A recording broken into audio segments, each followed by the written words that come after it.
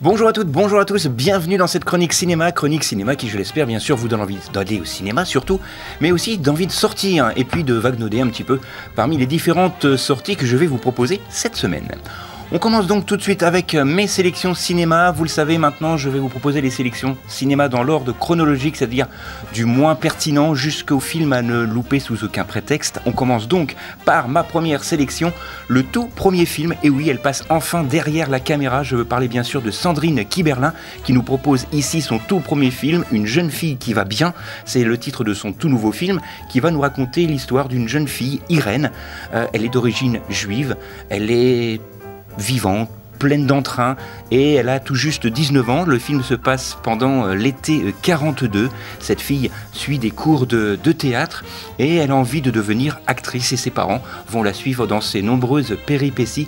Un film que j'ai vraiment beaucoup apprécié, mais je me demande encore pourquoi ce film manque pour moi de fond, même si le film est très très bien réalisé et on prend un grand plaisir à trouver Sandrine Kiberlin derrière la caméra, malgré si elle avait quand même réalisé quelques courts-métrages. Elle se retrouve ici derrière la caméra pour un long métrage qui sort donc cette semaine.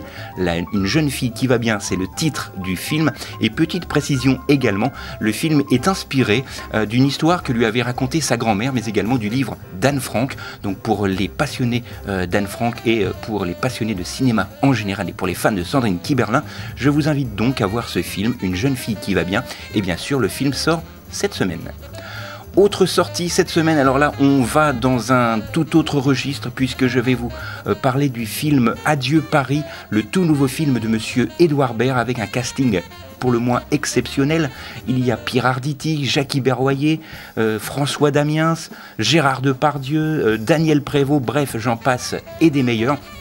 C'est un film quasiment en huis clos qui va se passer dans un bar, dans un vieux bistrot parisien où 8 amis sont habitués à se retrouver régulièrement pour parler de la vie, pour parler de leur enfance, car ils sont amis depuis très longtemps.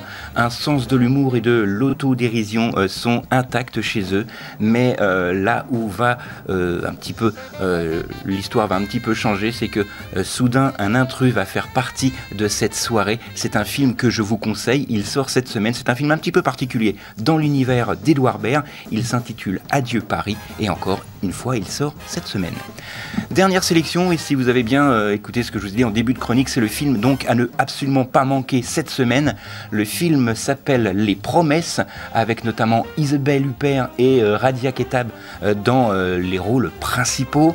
Ce film va nous raconter l'histoire de Clémence, une mère d'une ville en banlieue parisienne, dans le 93, pour ne pas le nommer, dans le 9-3 comme disent les jeunes, où eh bien, avec son directeur de cabinet, elle mène une bataille pour le moins intéressante, puisqu'elle s'est acharnée à sauver son quartier plutôt miné par l'insalubrité et les marchands de sommeil. Mais un jour, effectivement, elle arrive en fin de mandat et elle va être approchée par le cabinet de la République pour devenir eh bien, tout simplement ministre.